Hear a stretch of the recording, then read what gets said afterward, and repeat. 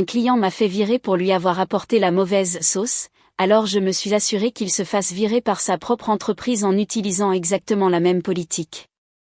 Le type avait commandé un faux filet à point avec une purée de pommes de terre à l'ail et des haricots verts.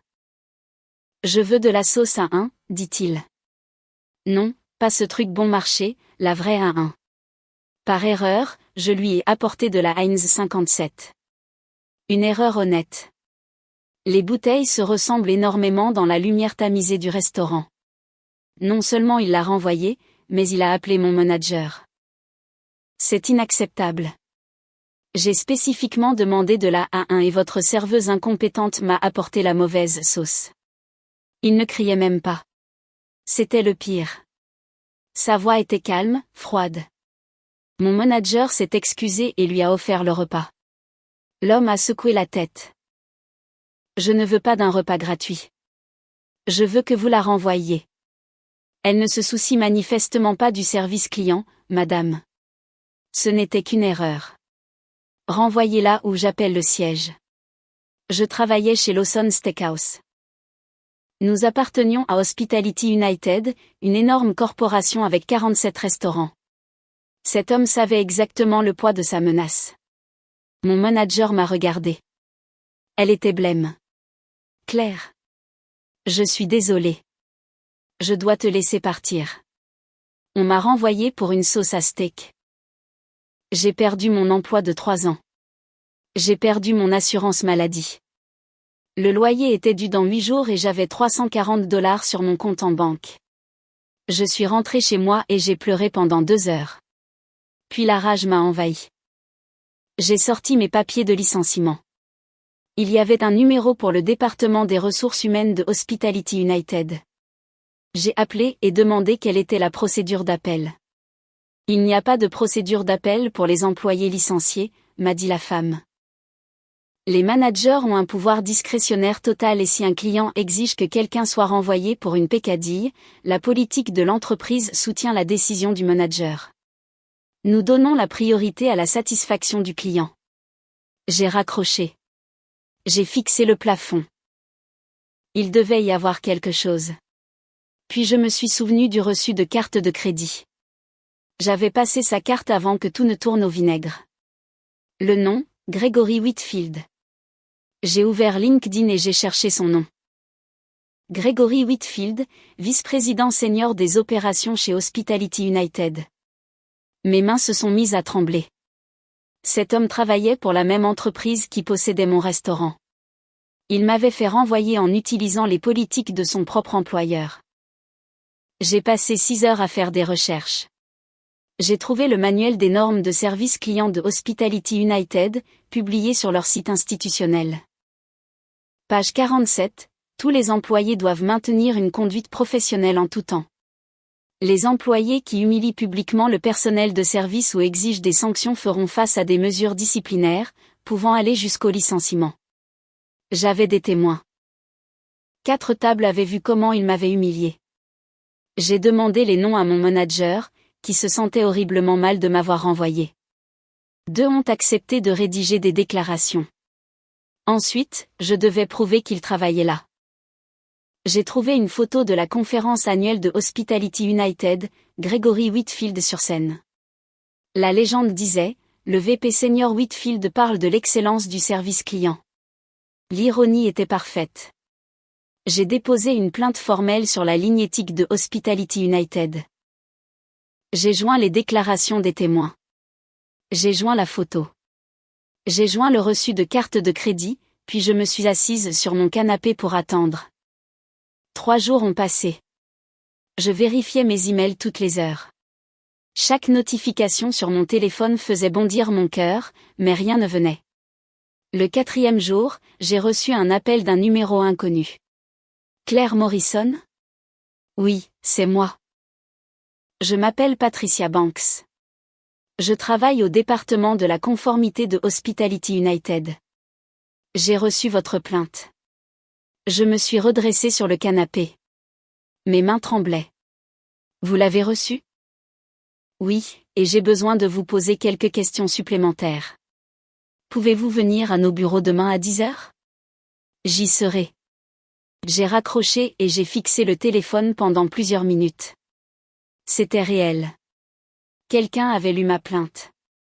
Cette nuit-là, je n'ai pas pu dormir. Je me suis levée 3 fois pour vérifier que tous mes documents étaient en ordre. J'ai imprimé des copies supplémentaires de tout. J'ai écrit une chronologie détaillée de ce qui s'était passé cette nuit-là. Le lendemain, à 9 heures, j'étais debout devant le siège social de Hospitality United. C'était un gratte-ciel de verre en centre-ville. Je n'étais jamais venue ici. En tant que serveuse, mon monde se limitait au restaurant, à la cuisine, aux tables que je servais. Cet endroit était une autre dimension. Je suis entrée dans le hall et me suis approchée de la réceptionniste. J'ai rendez-vous avec Patricia Banks. La réceptionniste a vérifié son ordinateur. 14e étage. Elle vous attend. J'ai pris l'ascenseur. Mes mains serraient le dossier avec tous mes documents. Quand les portes se sont ouvertes, une femme d'une 50aine d'années m'attendait. Claire ? Oui. Je suis Patricia. Merci d'être venue. Elle m'a guidée dans un couloir jusqu'à une petite salle de réunion. Il y avait une table, 2 chaises, une carafe d'eau et 2 verres. Rien d'autre. Asseyez-vous, je vous prie. Je me suis assise. Patricia a ouvert un dossier qu'elle avait déjà sur la table. J'ai reconnu certains de mes documents. J'ai examiné votre plainte. Elle est très complète. Merci. Mais j'ai besoin que vous me racontiez exactement ce qui s'est passé cette nuit-là. Avec tous les détails. J'ai pris une profonde inspiration. Je travaille chez Lawson Steakhouse depuis 3 ans. Le vendredi 15, à 20h47, un homme seul est arrivé. Il s'est assis à la table 12, qui était dans ma section. Patricia prenait des notes sur tout. Continuez. Il a commandé un faux filet à point avec une purée de pommes de terre à l'ail et des haricots verts. Il a aussi demandé spécifiquement de la sauce à 1. Il a dit qu'il ne voulait pas ce truc bon marché. Ce sont ses mots exacts ? Oui. Non, pas ce truc bon marché, la vraie à 1. Et que s'est-il passé ensuite ? Je suis allée en cuisine et j'ai préparé sa commande. Quand est venu le moment d'apporter la sauce, j'ai pris une bouteille. Le restaurant était faiblement éclairé, comme toujours. Les bouteilles de A1 et de Heinz 57 se ressemblent. J'ai pris la mauvaise. Patricia m'a regardé fixement. C'était une erreur honnête. Totalement. Je n'ai jamais eu une seule plainte en 3 ans. Vous pouvez le vérifier dans mon dossier. Je l'ai déjà fait. Cela m'a surprise.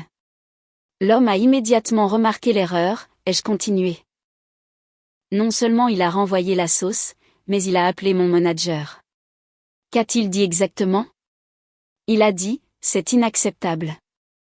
J'ai spécifiquement demandé de la A1 et votre serveuse incompétente m'a apporté la mauvaise sauce. Est-ce qu'il criait ? Non, et c'était le pire. Sa voix était complètement calme, froide, comme s'il parlait de quelque chose sans importance. Patricia a noté quelque chose. Que s'est-il passé ensuite ? Mon manager s'est excusé et lui a offert le repas. L'homme a dit qu'il ne voulait pas de repas gratuit. Il a dit qu'il voulait que je sois renvoyée. Ce sont ses mots exacts ? Oui. Je ne veux pas d'un repas gratuit. Je veux que vous la renvoyiez. Elle ne se soucie manifestement pas du service client. Et votre manager, qu'a-t-elle répondu ? Elle a essayé d'expliquer que ce n'était qu'une erreur. L'homme l'a menacé d'appeler le siège s'il ne me renvoyait pas sur le champ. Patricia a cessé d'écrire. Il l'a menacé ? Oui, il a dit, renvoyez-la ou j'appelle le siège. Et votre manager vous a renvoyé ? Oui, là, devant tous les clients. Elle m'a dit, Claire, je suis désolée, je dois te laisser partir. Comment vous êtes-vous sentie à ce moment-là ? La question m'a prise par surprise. Personne ne me l'avait demandé. Humiliée, confuse. J'avais travaillé là 3 ans sans aucun problème. J'ai perdu mon emploi pour une sauce à steak. Patricia a fermé son dossier. Claire, savez-vous qui est l'homme qui a porté plainte contre vous ? Oui, Gregory Whitfield, vice-président senior des opérations de Hospitality United. Les yeux de Patricia se sont légèrement écarquillés. Comment l'avez-vous su? J'ai passé sa carte de crédit avant que tout ne dérape. J'ai vu son nom. Je l'ai cherché sur LinkedIn. Et c'est pour ça que vous avez déposé plainte. Pas seulement pour ça. J'ai trouvé le manuel des normes de service client de Hospitality United sur le site web de l'entreprise. Page 47. J'ai sorti une copie du manuel et l'ai posée sur la table. Tous les employés doivent maintenir une conduite professionnelle en tout temps. Les employés qui humilient publiquement le personnel de service ou exigent des sanctions feront face à des mesures disciplinaires, pouvant aller jusqu'au licenciement. Patricia a pris le document et l'a lu. Gregory Whitfield est un employé de Hospitality United, ai-je dit. Il m'a publiquement humilié devant tous les clients du restaurant. Il a exigé que je sois renvoyé pour une erreur mineure. Selon les propres politiques de l'entreprise, c'est une violation. Patricia est restée silencieuse un long moment. Pourquoi faites-vous ça, Claire? Pardon. Ne vous méprenez pas. Votre plainte est légitime. Mais la plupart des gens dans votre situation passeraient simplement à autre chose, chercheraient un autre travail, oublieraient ce qui s'est passé. Je l'ai regardé droit dans les yeux. J'ai perdu mon assurance maladie. Mon loyer est dû dans 4 jours. J'ai $40 sur mon compte. Cet homme a détruit ma vie pour une bouteille de sauce, et il l'a fait en utilisant les politiques d'une entreprise pour laquelle il travaille lui-même. Je comprends. Je ne pense pas que vous compreniez. Pendant 3 ans, j'ai été une employée exemplaire. Jamais en retard, jamais une plainte. Je couvrais les services quand d'autres ne le pouvaient pas. Et cet homme est entré un soir et a décidé que ma vie ne valait rien. Patricia a hoché lentement la tête. J'ai besoin que vous compreniez quelque chose, Claire. Gregory Whitfield est un vice-président senior. Il est dans l'entreprise depuis 12 ans. Il a des relations au conseil d'administration. Vous êtes en train de me dire que vous n'allez rien faire. Non. Je vous dis que ça ne va pas être facile. Elle s'est levée et s'est dirigée vers la porte. Mais je vais enquêter. J'ai besoin que vous me donniez quelques jours. Combien de jours? 1 semaine, peut-être 2. Je n'ai pas 2 semaines. Je n'aurai nulle part où vivre après vendredi. Patricia s'est arrêtée. Avez-vous de la famille qui peut vous aider? Non. Des amis? Mes amis sont les autres serveurs du restaurant. Aucun ne gagne assez pour aider qui que ce soit. Patricia a soupiré. Laissez-moi passer quelques appels. Je pourrais peut-être vous trouver quelque chose de temporaire le temps que cela se résolve. Je ne veux pas de la charité. Ce n'est pas de la charité. C'est la chose à faire. Je suis sortie du bâtiment 1 heure plus tard. Je ne savais pas quoi penser. Patricia semblait sincère, mais aussi inquiète. Gregory Whitfield n'était pas un employé ordinaire, c'était un vice-président. Il avait du pouvoir, des relations. Quelles étaient mes chances contre quelqu'un comme ça? J'ai marché jusqu'à la station de métro. Pendant que j'attendais le train, mon téléphone a vibré. C'était un message de mon ancienne collègue, Daniela. Claire, je dois te dire quelque chose. Peux-tu venir au restaurant demain avant l'ouverture? J'ai répondu immédiatement. Qu'est-ce qui se passe? Je ne peux pas te le dire par message, mais c'est important. Ça concerne Gregory Whitfield. Mon cœur s'est accéléré. J'y serai à 10 heures. Le train est arrivé. Je suis montée et me suis assise près de la fenêtre. Je ne savais pas ce que Daniela avait découvert, mais son message me donnait de l'espoir. Peut-être que je n'étais pas seule dans cette affaire. Peut-être qu'il y avait d'autres personnes que Gregory Whitfield avait blessées.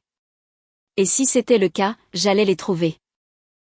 Le lendemain, je suis arrivée chez Lawson's Steakhouse à 9h45. Le restaurant était fermé, mais la porte de derrière était ouverte. Je suis entrée par la cuisine. Daniela était assise sur l'un des bancs de la zone des employés. Quand elle m'a vue, elle s'est levée. Merci d'être venue. Qu'est-ce qui se passe? Elle a regardé autour d'elle pour s'assurer que nous étions seuls. Après ton licenciement, j'ai commencé à faire des recherches sur Gregory Whitfield. Pourquoi? Parce que ce qu'il t'a fait n'avait aucun sens. Personne ne fait renvoyer quelqu'un pour une mauvaise sauce. À moins que ce ne soit une habitude. Et tu as trouvé quelque chose? Daniela a sorti son téléphone et m'a montré une capture d'écran. C'est d'un groupe Facebook d'anciens employés de Hospitality United. J'ai lu le message à l'écran. Quelqu'un d'autre a eu des problèmes avec Gregory Whitfield? Il m'a fait renvoyer du restaurant Morrison's il y a 2 ans pour lui avoir servi de l'eau sans glaçons alors qu'il en avait demandé avec. Il y en a d'autres, a dit Daniela. Regarde. Elle a fait défiler l'écran. Un autre message. Gregory Whitfield m'a fait virer de chez Palmer's il y a 3 ans. Je me suis plainte qu'il avait laissé un pourboire de 5% sur une note de $200. Le lendemain, je n'avais plus de travail. Et un autre. J'ai travaillé chez Henderson's pendant 5 ans. Gregory Whitfield s'est plaint que j'avais mis trop de temps à lui apporter l'addition. Mon manager m'a renvoyé le soir même. J'ai senti mon estomac se nouer. Il y en a combien? J'en ai compté 7 jusqu'à présent. Tous du même homme. Tous renvoyés pour des raisons ridicules. C'est un schéma de comportement. Exactement. Gregory Whitfield ne t'a pas attaqué parce que tu avais une mauvaise attitude ou que tu étais une mauvaise serveuse. Il t'a attaqué parce que c'est ce qu'il fait. C'est sa façon de se sentir puissant. J'ai pris le téléphone de Daniela et j'ai lu tous les messages. Cette personne, cet employé de service, cette vie détruite par le même homme. Je dois contacter ces personnes, ai-je dit. Je l'ai déjà fait. 3 d'entre elles sont prêtes à parler. Je l'ai regardé. Pourquoi fais-tu ça? Daniela a haussé les épaules. Parce que ça aurait pu être moi. Parce que la prochaine fois, ça pourrait être moi. Et parce que ce qu'ils t'ont fait n'était pas juste. Je lui ai rendu son téléphone. Donne-moi les contacts. Je te les envoie maintenant. Je suis sortie du restaurant avec 3 numéros de téléphone dans mon portable. 3 personnes qui avaient subi la même chose que moi. 3 personnes qui pourraient m'aider à prouver que Gregory Whitfield avait un historique. La première s'appelait Monica. Je l'ai appelée cet après-midi-là. Monica arrivera? Qui est à l'appareil? Je m'appelle Claire Morrison. Je travaille. Je travaillais chez Lawson's Steakhouse. Gregory Whitfield m'a fait renvoyer il y a 1 semaine. Silence à l'autre bout du fil. Vous êtes là, ai-je demandé. Oui. C'est juste que. Je ne pensais pas que quelqu'un d'autre vivrait la même chose. Pouvez-vous me raconter ce qui vous est arrivé? Monica a pris une profonde inspiration. J'ai travaillé chez Morrison's pendant 4 ans. J'étais la meilleure serveuse de l'endroit. Jamais eu une plainte. Un soir, Gregory Whitfield est arrivé avec un groupe de cadres. Il a demandé de l'eau avec des glaçons. Je lui ai apporté de l'eau sans glaçons. Une erreur. Il s'est plaint à mon manager. J'ai été renvoyé le soir même. Pour de l'eau sans glaçons. Pour de l'eau sans glaçons. Et qu'avez-vous fait après? Rien. Que pouvais-je faire? C'était un vice-président. J'étais une serveuse. J'ai cherché un autre travail et j'ai continué ma vie. Monica, je dépose une plainte formelle contre lui. Si vous pouviez faire une déclaration. Non, non, Claire. Cet homme a du pouvoir. Si je m'implique là-dedans, je pourrais perdre mon emploi actuel. Je ne peux pas prendre ce risque. Je comprends. Je suis vraiment désolée, mais je ne peux pas vous aider. Elle a raccroché. La deuxième personne, un homme nommé David, a dit la même chose. Il ne voulait pas s'impliquer. Il avait peur des représailles. La troisième était une femme nommée Eleanor. Elle avait 72 ans. Eleanor Thompson? Oui. Qui est-ce? Je lui ai expliqué qui j'étais et pourquoi j'appelais. Gregory Whitfield, dit Eleanor d'une voix ferme. Cet homme m'a fait renvoyer de chez Henderson S il y a 3 ans. J'avais 69 ans. J'y travaillais depuis 5 ans. On m'a renvoyé parce que j'avais mis trop de temps à lui apporter l'addition. J'en suis vraiment désolé. Après ça, je n'ai pas pu trouver d'autre travail. Qui embauche une serveuse de 70 ans? J'ai dû commencer à vivre de ma sécurité sociale. Ça me suffit à peine. Eleanor. Je dépose une plainte formelle contre lui. Seriez-vous prête à faire une déclaration? Silence. Eleanor? Oui, dit-elle finalement. Je suis prête. Vraiment. Cet homme m'a volé 5 ans de revenus. Il m'a enlevé ma dignité. S'il y a une chance qu'il paie pour ce qu'il a fait, je veux en faire partie. J'ai senti les larmes me monter aux yeux. Merci, Eleanor. Ne me remercie pas encore. Remercie-moi quand cet homme sera renvoyé. J'ai raccroché et j'ai fixé le téléphone. J'avais un témoin, une personne prête à parler. Ce n'était pas beaucoup, mais c'était un début. Ce soir-là, j'ai envoyé un email à Patricia Banks avec toutes les informations que j'avais recueillies. Les messages du groupe Facebook, le témoignage d'Eleanor, le schéma de comportement de Gregory Whitfield. Sa réponse est arrivée à 23 heures. Claire, cela change tout. Je dois vous rencontrer demain. 9 heures. Même salle. J'ai lu le message 3 fois. Quelque chose se passait, quelque chose de grand, et j'étais au centre de tout. Je suis arrivée au bureau de l'entreprise à 8h45. Patricia m'attendait déjà dans le hall. Merci d'être venue tôt, dit-elle. Nous avons beaucoup de choses à discuter. Nous sommes montés au 14e étage. Cette fois, nous ne sommes pas allés dans la petite salle de réunion. Patricia m'a emmenée dans un bureau plus grand. 2 autres personnes étaient assises à la table. Claire. Je vous présente Thomas Chen, directeur des ressources humaines, et Margaret Williams, conseillère juridique de l'entreprise.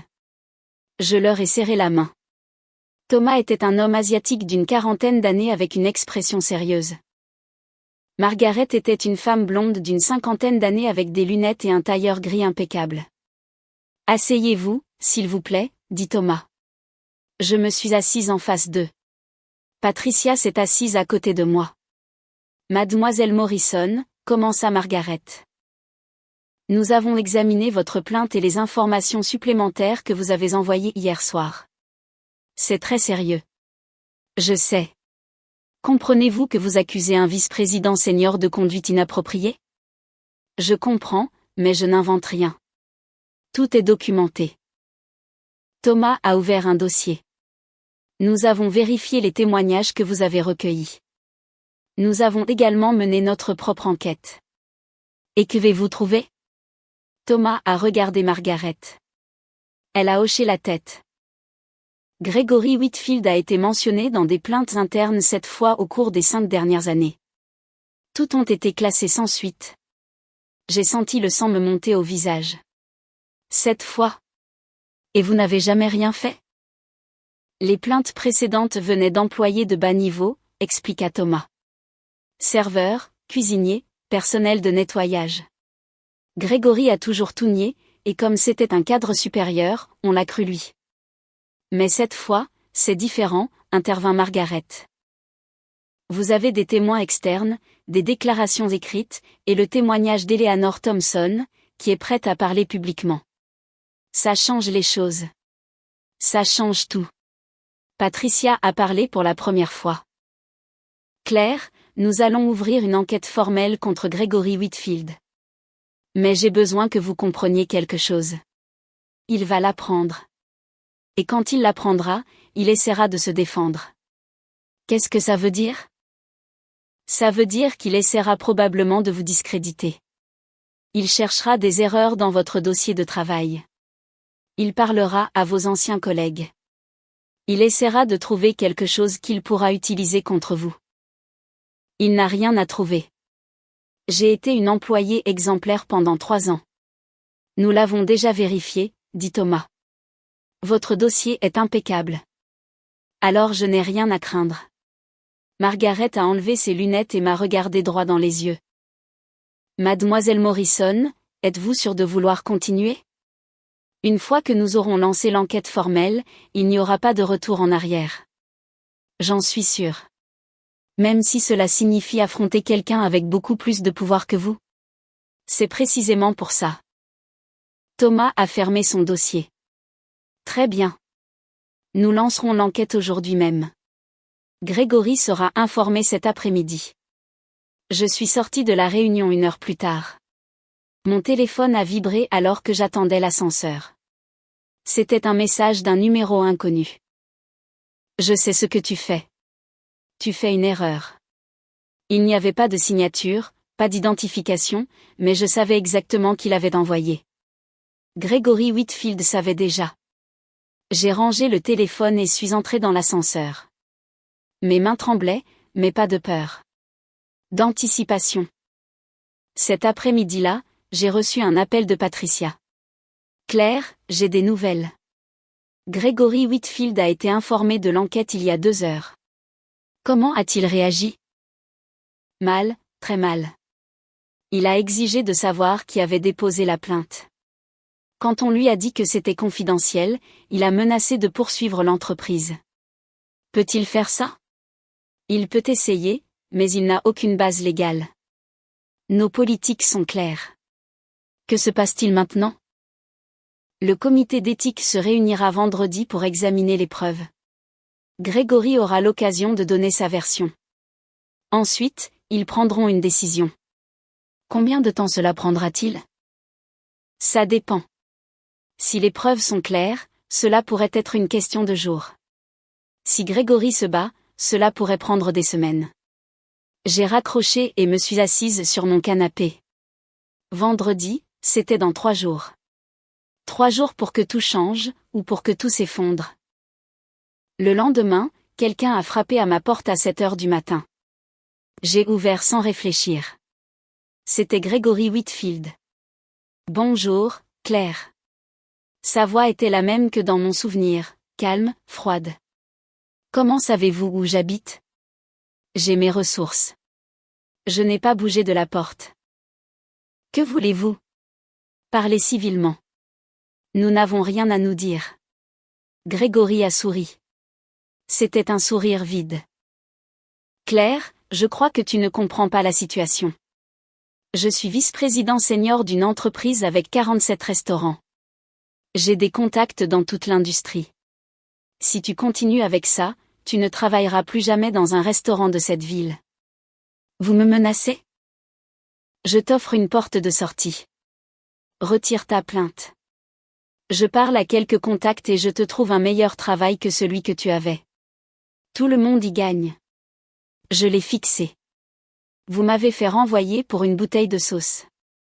C'était un malentendu. Vous avez détruit ma vie pour une erreur mineure. Tu exagères.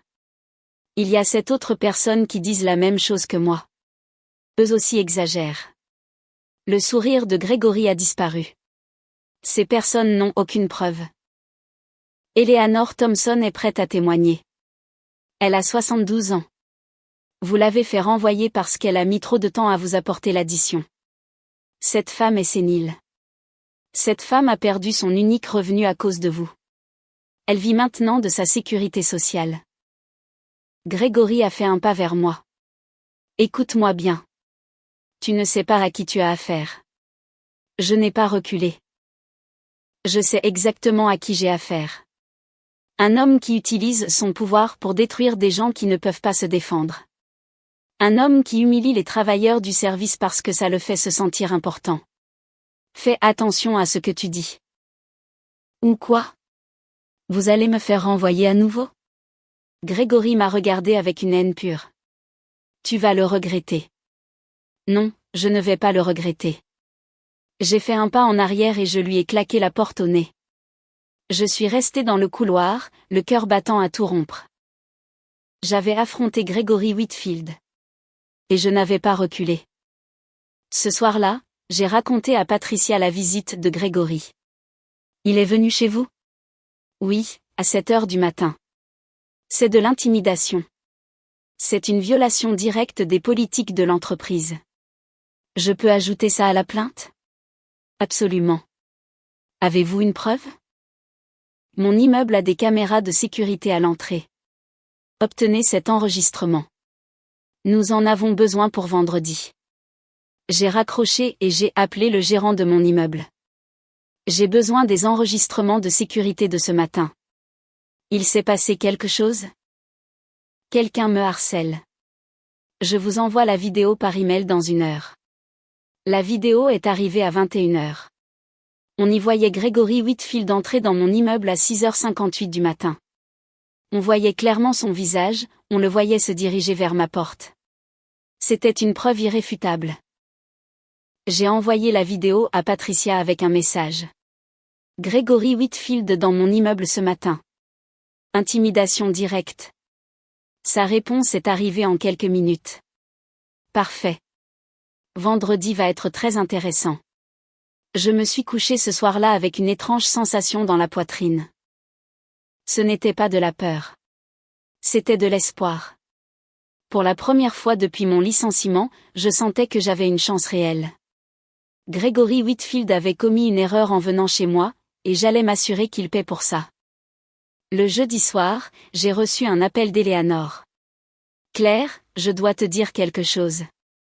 Qu'est-ce qui s'est passé? Gregory Whitfield m'a appelé il y a 1 heure. Je me suis assise sur le bord de mon lit. Comment a-t-il eu votre numéro? Je ne sais pas, mais il m'a appelé. Il m'a offert de l'argent pour que je ne témoigne pas. Combien? 10 000 $. Et qu'avez-vous dit? Je lui ai dit non. Je lui ai dit que ma dignité n'était pas à vendre. J'ai senti une boule se former dans ma gorge. Eleanor, merci. Ne me remercie pas. Cet homme m'a tout pris il y a 3 ans. Je ne vais pas le laisser s'en tirer comme ça. J'ai raccroché et j'ai immédiatement appelé Patricia. Gregory contacte les témoins. Il a offert 10 000 $ à Eleanor pour qu'elle ne témoigne pas. Avez-vous une preuve de ça? Eleanor peut le confirmer. C'est de la subornation de témoins. C'est une violation grave. Qu'est-ce qu'on fait? Je vais ajouter ça au dossier. Demain, à l'audience, ça va peser lourd.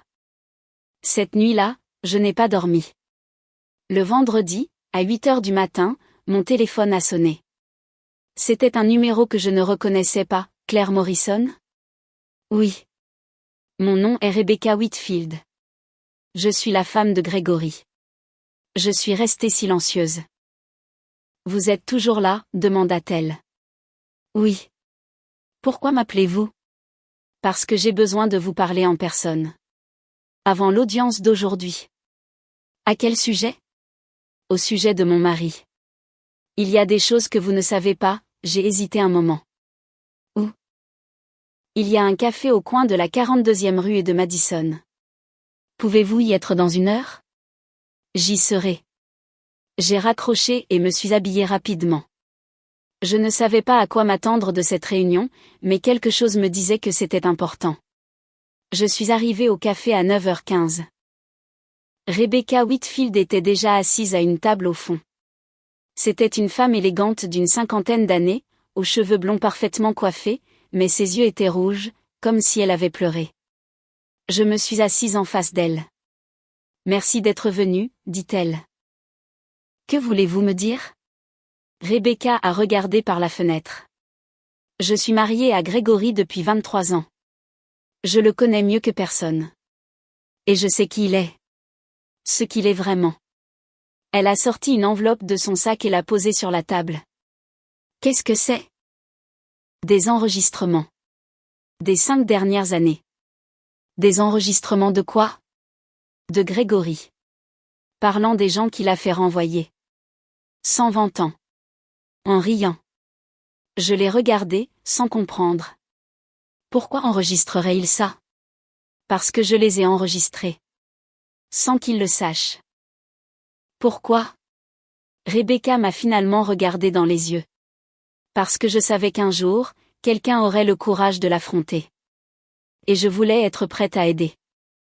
Je ne comprends pas. C'est votre mari. C'était mon mari. J'ai demandé le divorce il y a 2 semaines. Elle a pris l'enveloppe et l'a poussée vers moi. Dans cette enveloppe, il y a une clé USB avec 12 enregistrements. Dedans, Grégory parle de vous, d'Eleanor Thompson, de Monica Rivera, de tous les autres. Il raconte exactement ce qu'il a fait et pourquoi. Pourquoi me donnez-vous ça? Parce que j'en ai assez. Assez de le voir détruire des innocents. Assez de me taire pendant qu'il ruine des vies. J'ai pris l'enveloppe. C'est légal? Mon avocat dit que oui. Les enregistrements ont été faits dans notre propre maison. Il n'y a pas d'attente de vie privée dans des conversations domestiques. Grégory sait que vous avez ça? Non. Et il ne le saura pas avant qu'il ne soit trop tard. Je me suis levée. Merci, Rebecca. Ne me remerciez pas. Faites juste ce qui est juste avec ces enregistrements. Je suis sortie du café, l'enveloppe à la main. Je devais écouter ces enregistrements avant l'audience. Je suis arrivée à mon appartement et j'ai branché la clé USB sur mon ordinateur. Il y avait 12 fichiers audio. J'ai ouvert le premier. La voix de Grégory a rempli la pièce. Tu te souviens de la serveuse de Morrison's? Celle qui m'a servi de l'eau sans glaçon? Je l'ai fait virer en 5 minutes. Tu aurais dû voir sa tête. Un rire.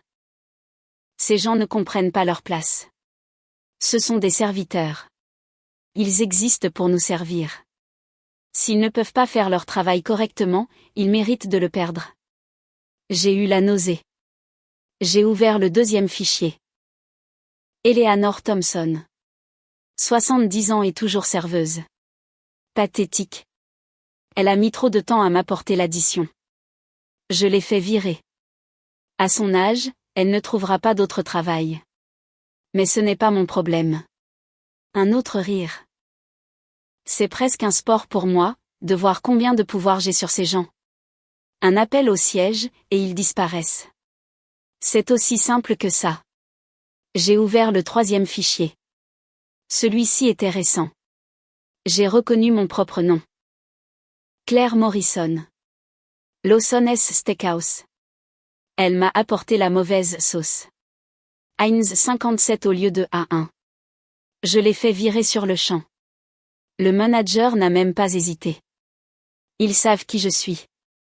Ils savent qu'ils ne peuvent pas me dire non. Une pause. Le meilleur, c'était son visage. La surprise. L'humiliation. Ces gens pensent que leurs emplois sont sûrs. Ils ne comprennent pas que des gens comme moi peuvent les détruire quand on le veut. J'ai fermé le fichier. J'en avais assez. J'ai appelé Patricia. J'ai quelque chose. Quelque chose d'énorme. J'ai besoin de te voir avant l'audience. Que as-tu? Des enregistrements de Gregory Whitfield. Parlant de toutes les personnes qu'il a fait renvoyer, y compris moi. Silence à l'autre bout du fil. Où as-tu eu ça?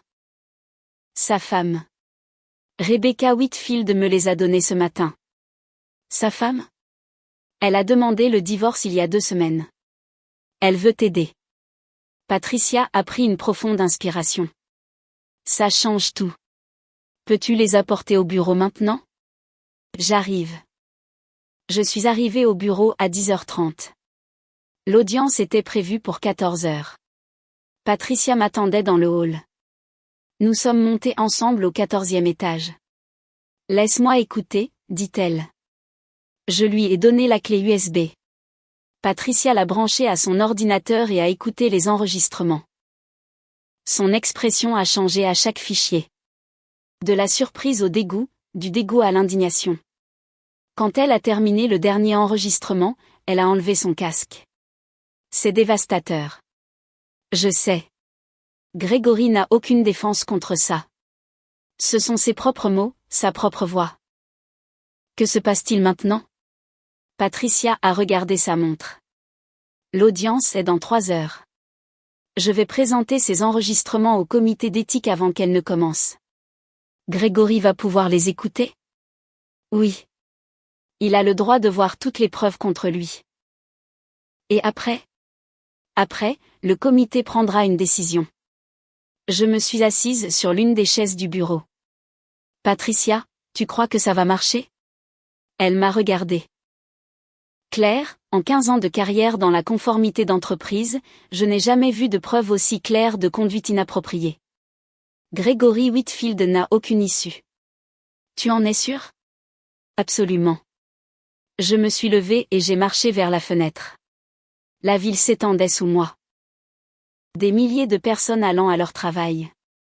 Des milliers de serveurs, cuisiniers, personnel de service. Des gens comme moi. Dans 3 heures, tout allait changer. Et j'allais être là pour le voir. À 14 heures, je suis entrée dans la salle d'audience du 14e étage. C'était une grande salle avec une table rectangulaire au centre. À une extrémité se trouvaient les 5 membres du comité d'éthique. À l'autre, 2 chaises vides. Patricia m'a indiqué de m'asseoir sur une chaise contre le mur. Tu ne participes pas directement, m'a-t-elle expliqué. Tu observes seulement. 5 minutes plus tard, la porte s'est ouverte. Gregory Whitfield est entré, accompagné d'un avocat. Il m'a vu immédiatement. Ses yeux se sont plantés dans les miens. Il n'y avait pas de peur dans son regard, seulement de la rage. Il s'est assis sur l'une des chaises vides. Son avocat s'est assis à côté de lui. Le président du comité, un homme aux cheveux gris nommé Richard, a ouvert la séance. Nous sommes ici pour examiner la plainte formelle déposée contre Gregory Whitfield, vice-président senior des opérations. Les accusations incluent une conduite inappropriée envers le personnel de service, l'intimidation de témoins et la violation du code de conduite de l'entreprise. Gregory s'est penché en avant. C'est ridicule. Je suis vice-président de cette entreprise depuis 12 ans. Mon dossier parle de lui-même. Monsieur Whitfield, vous aurez l'occasion de répondre, dit-il. D'abord, nous allons examiner les preuves. Thomas Chen, le directeur des ressources humaines, a pris la parole. La plainte initiale a été déposée par Claire Morrison, une ancienne employée de Lawson Steakhouse. Elle a été licenciée le 15 de ce mois après que M. Whitfield ait exigé son licenciement pour une erreur de service mineur. Une erreur qui démontrait de l'incompétence, a interrompu Gregory. Monsieur Whitfield, veuillez attendre votre tour. Thomas a continué. Notre enquête a révélé qu'il ne s'agit pas d'un incident isolé. Au cours des 5 dernières années, Monsieur Whitfield a été mentionné dans cette plainte similaire. Toute classée sans suite parce qu'elle n'avait aucun fondement, a dit Gregory. Elle a regardé sévèrement. Monsieur Whitfield, c'est le dernier avertissement. Si vous interrompez à nouveau, nous vous ferons sortir de la salle. Gregory a serré les lèvres mais n'a rien dit. Thomas a continué à présenter les preuves, les déclarations des témoins, la vidéo de Gregory visitant mon appartement, la tentative de subornation d'Eleanor Thompson. À chaque nouvelle preuve, l'expression de Gregory se durcissait. Puis, Patricia s'est levée. Messieurs du comité, j'ai une dernière pièce à conviction. Elle a été remise ce matin par Rebecca Whitfield, l'épouse de l'accusé. Gregory est devenu blême. Rebecca. Patricia a connecté la clé USB à un ordinateur. L'audio a rempli la salle.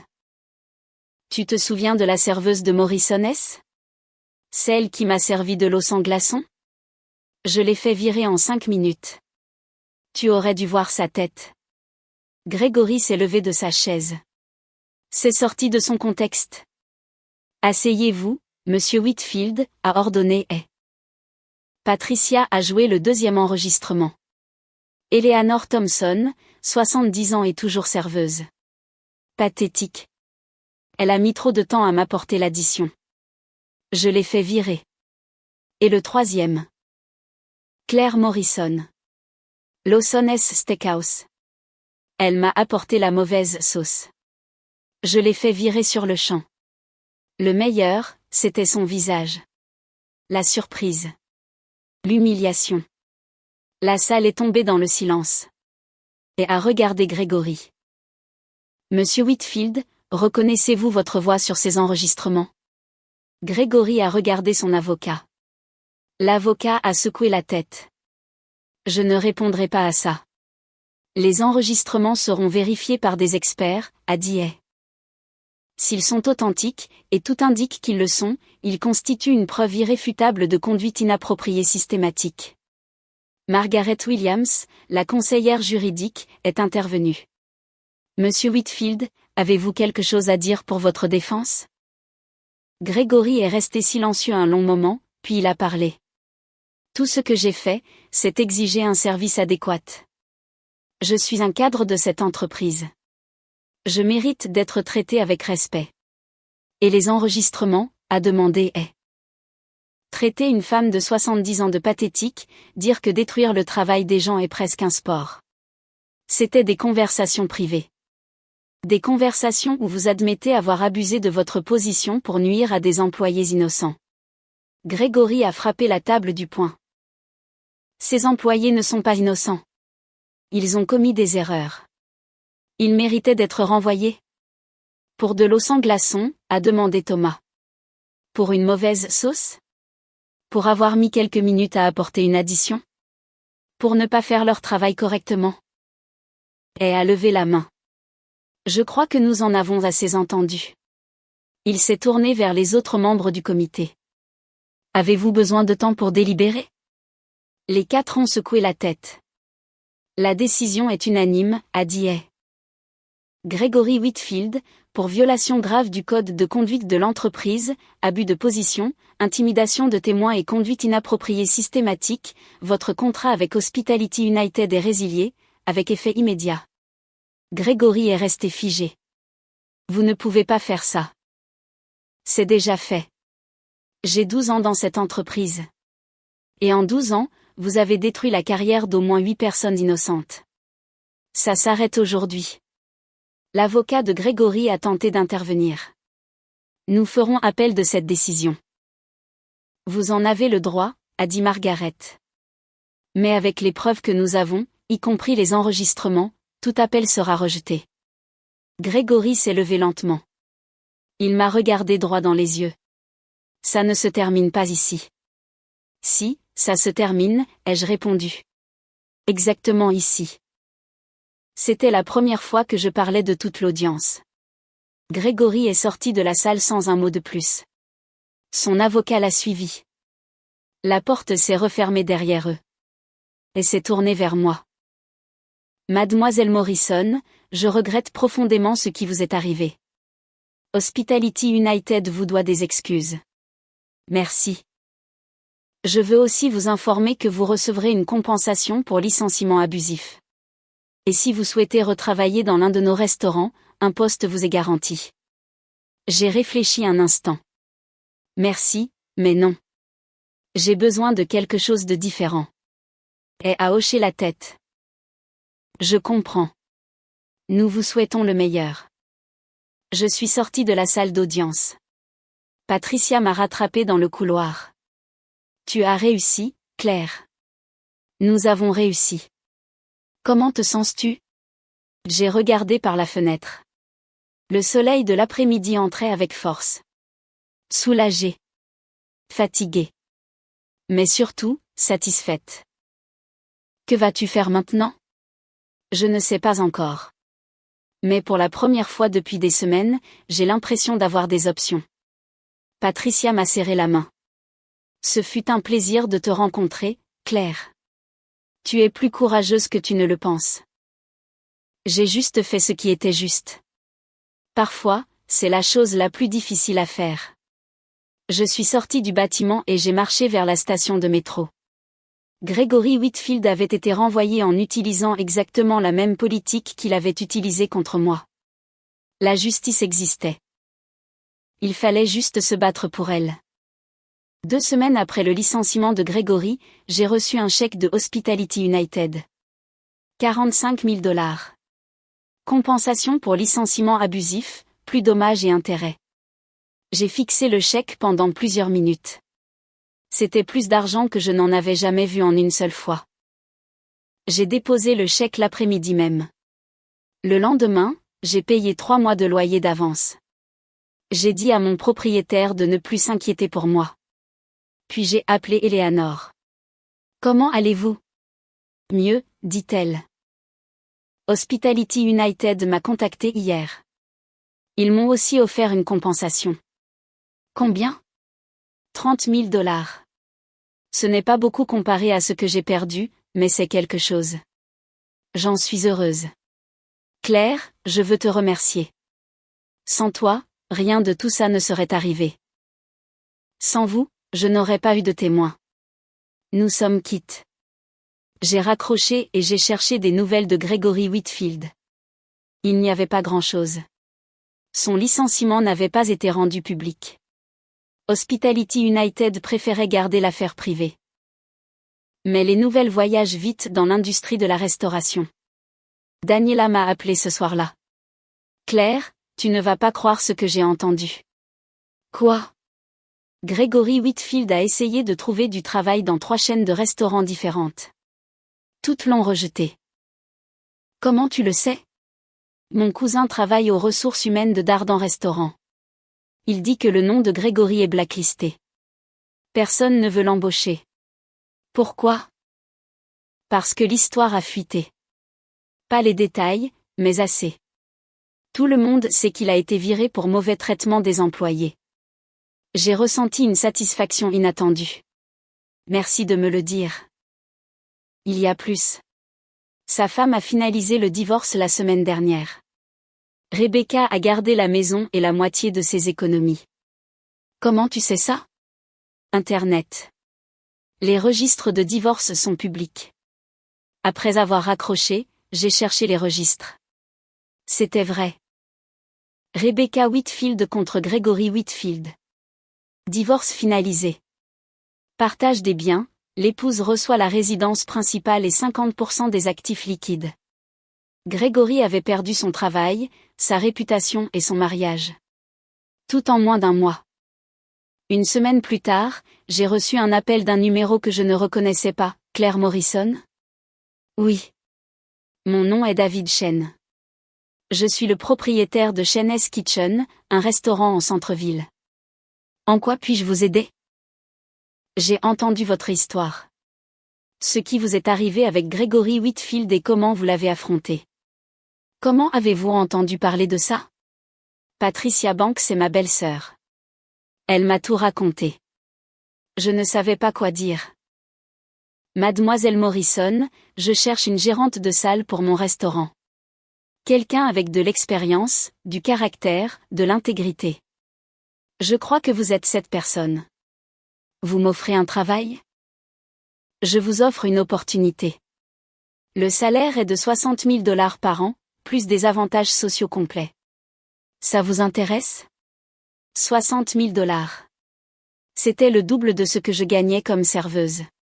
Ça m'intéresse. Pouvez-vous venir demain à 10 h pour un entretien formel? J'y serai. J'ai raccroché et me suis assise sur le canapé. 1 mois plus tôt, j'avais 40 $ sur mon compte et aucun avenir. Maintenant, j'avais de l'argent en banque et une offre d'emploi que je n'aurais jamais imaginée. L'entretien avec David Chen a été bref. Il m'a posé 3 questions. Pourquoi voulez-vous travailler dans la restauration après ce qui vous est arrivé? Parce que j'aime ce métier. Ce que je déteste, ce sont les gens qui abusent de leur pouvoir. Comment géreriez-vous un client difficile? Avec professionnalisme et fermeté. Le client a droit à un bon service, mais mon personnel a droit d'être traité avec respect. Que feriez-vous si un client exigeait que vous renvoyiez un de mes employés pour une erreur mineure? Je l'ai regardé droit dans les yeux. Je lui dirais que dans ce restaurant, nous ne renvoyons pas les gens pour des erreurs honnêtes. Et si ça ne lui plaît pas, il peut aller ailleurs. David a souri. Vous êtes embauché. J'ai commencé à travailler chez Chen's Kitchen le lundi suivant. Le restaurant était différent de Lawson's. Plus petit, plus intime, avec une ambiance familiale.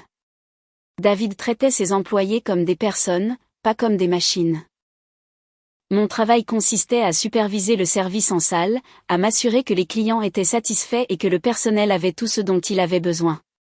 C'était un travail que j'aimais. 1 mois après avoir commencé, j'ai eu une visite inattendue. C'était un samedi soir. Le restaurant était plein. Un homme est entré seul et a demandé une table. C'était Gregory Whitfield. Il avait l'air différent. Plus mince, avec des cernes profonds. Son costume n'était plus impeccable. Il ne m'a pas reconnu immédiatement. « Table pour un, dit-il. Je suis désolé, monsieur. Nous n'avons pas de table disponible pour le moment. Alors il m'a regardé et m'a reconnu. Vous. Bonsoir, monsieur Whitfield. Vous travaillez ici? Je suis la gérante de salle. Gregory est resté silencieux un moment. J'ai besoin d'une table. Comme je vous l'ai dit, nous n'avons pas de disponibilité. Je peux attendre. L'attente est d'environ 2 heures. Je savais que c'était un mensonge. Il y avait une table de libre au fond, mais je n'allais pas la lui donner. Gregory a compris. C'est à cause de ce qui s'est passé. C'est parce que nous n'avons pas de table disponible. Vous savez que je peux me plaindre au propriétaire? Le propriétaire est David Chen. Il est en cuisine. Vous pouvez lui parler si vous le souhaitez. Gregory m'a regardé avec haine. Vous avez ruiné ma vie. Non. Vous avez ruiné votre propre vie. Je me suis juste assuré qu'il y ait des conséquences. J'ai tout perdu. Mon travail, ma femme, ma réputation. Eleanor Thompson a perdu son unique revenu à 69 ans. Monica Rivera a dû déménager pour trouver du travail. J'ai perdu 3 ans de ma carrière pour une bouteille de sauce. Ce n'est pas la même chose. Vous avez raison. Ce n'est pas la même chose. Nous n'avions pas de pouvoir. Vous, si. Et vous avez choisi de l'utiliser pour détruire des innocents. Gregory n'a rien dit. Bonne soirée, monsieur Whitfield. J'espère que vous trouverez un restaurant qui aura une table pour vous. Il s'est retourné et est parti. Il n'est jamais revenu. Ce soir-là, à la fermeture du restaurant, David s'est approché de moi. J'ai vu ce qui s'est passé avec cet homme. Gregory Whitfield. Oui, Patricia m'a dit qui c'était. Ai-je mal fait de le refuser? David a secoué la tête. Tu as fait exactement ce qu'il fallait faire. Dans mon restaurant, les gens comme lui ne sont pas les bienvenus. J'ai souri. Merci, David.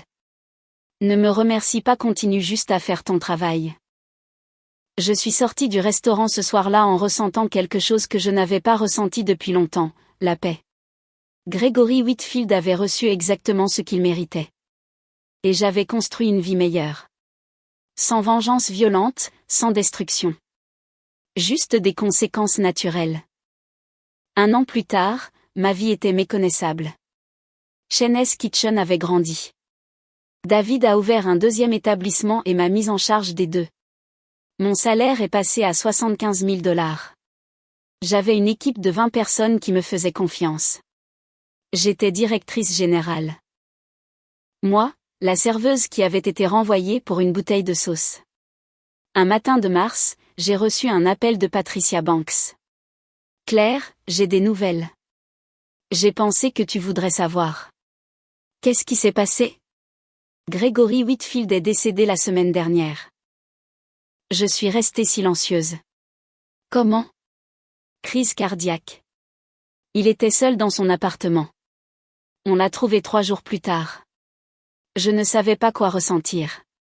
Pourquoi me racontes-tu ça? Parce que je pensais que tu méritais de le savoir. Et parce qu'il y a autre chose. Quoi?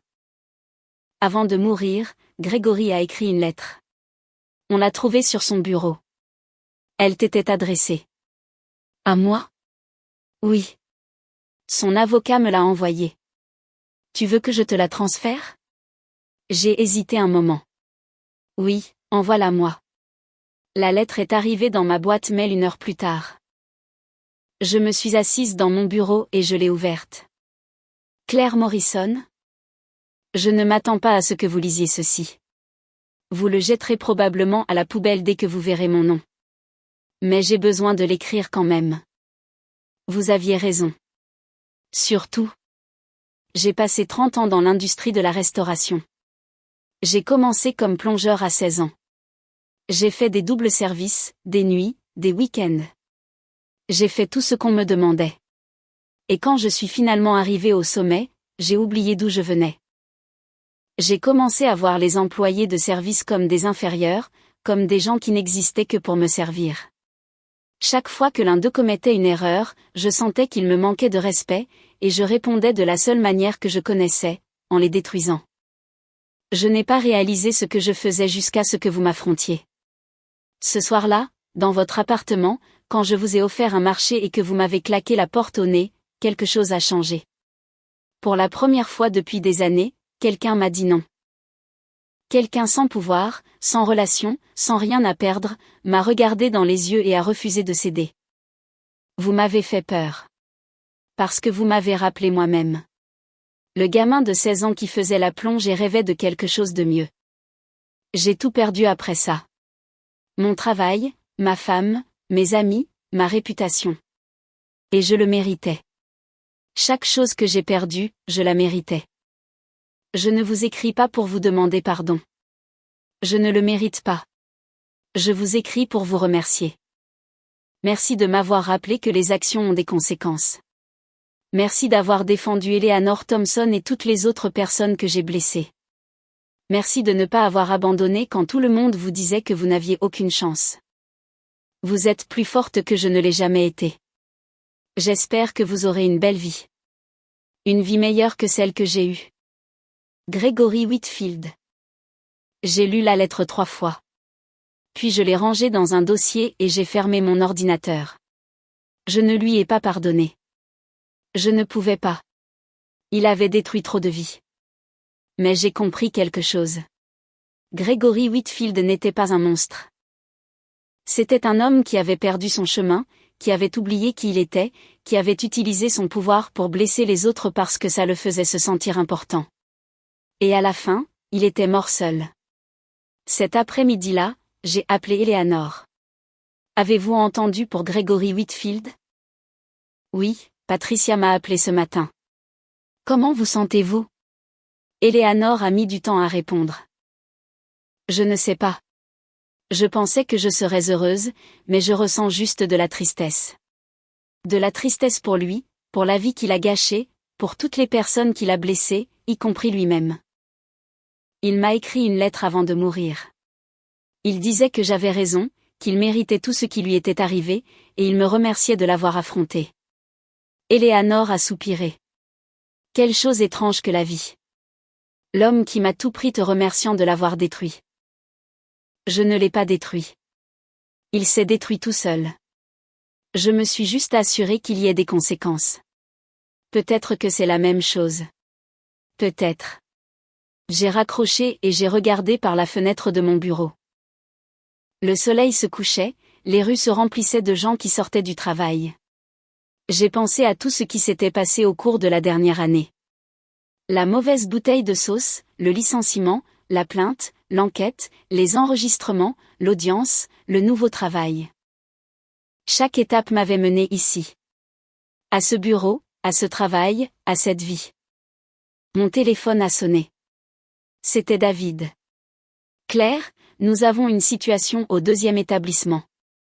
Un client cause des problèmes. Quel genre de problème? Il crie sur une des serveuses. Il dit que son steak est trop cuit. J'arrive. Je suis arrivé au restaurant 20 minutes plus tard. Le client était un homme d'une 40aine d'années en costume chair. Il était debout près de sa table, criant sur une jeune serveuse nommée Anna. C'est inacceptable.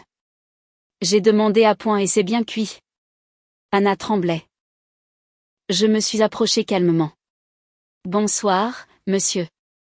Je suis Claire Morrison, la directrice générale. Quel est le problème? Le problème, c'est que cette incompétente ne sait pas faire son travail. Je comprends que votre steak ne soit pas comme vous l'avez demandé. Nous pouvons vous en préparer un autre immédiatement. Je ne veux pas d'un autre steak. Je veux que vous la renvoyiez. Je l'ai regardé droit dans les yeux. Je ne ferai pas ça. Pardon. Anna a fait une erreur. Nous faisons tous des erreurs. Mais nous ne renvoyons pas les gens pour des erreurs honnêtes dans ce restaurant. Savez-vous qui je suis? Je peux détruire cet endroit avec un seul avis. Vous pouvez écrire tous les avis que vous voulez. Ma réponse ne changera pas. L'homme m'a regardé avec incrédulité. C'est ridicule. Ce qui est ridicule, c'est de crier sur une jeune femme de 20 ans pour un steak. Je vais vous demander de vous calmer ou de quitter le restaurant. Vous me mettez dehors? Je vous donne un choix. Vous pouvez vous asseoir, accepter un nouveau steak gratuitement et profiter de votre dîner. Ou vous pouvez partir. La décision vous appartient. L'homme m'a fixé un long moment, puis s'est assis. Je veux le steak à point. Correct, cette fois. Nous vous l'apporterons dans 15 minutes. Je me suis tournée vers Anna. Ça va? Elle a hoché la tête, les yeux humides. Merci, Claire. Ne me remercie pas. Tu as bien fait ton travail. Le client était le problème, pas toi. Je suis retournée à mon bureau. David m'attendait à la porte. J'ai vu ce que tu as fait. Ai-je mal fait? Tu as fait exactement ce qu'il fallait faire. J'ai souri. J'ai appris à la dure. David a hoché la tête. Parfois, c'est la seule façon d'apprendre. Ce soir-là, avant de rentrer chez moi, je me suis assise dans mon bureau vide. J'ai pensé à Gregory Whitfield, à sa lettre, à sa mort solitaire. Et j'ai pensé à moi. À la serveuse renvoyée pour une mauvaise sauce. À la femme qui s'est relevée et s'est battue. À la directrice qui protégeait maintenant les autres de subir la même chose. La vie était étrange. Une erreur m'avait tout pris. Et cette même erreur m'avait donné l'occasion de construire quelque chose de mieux. J'ai éteint les lumières et je suis sortie du restaurant.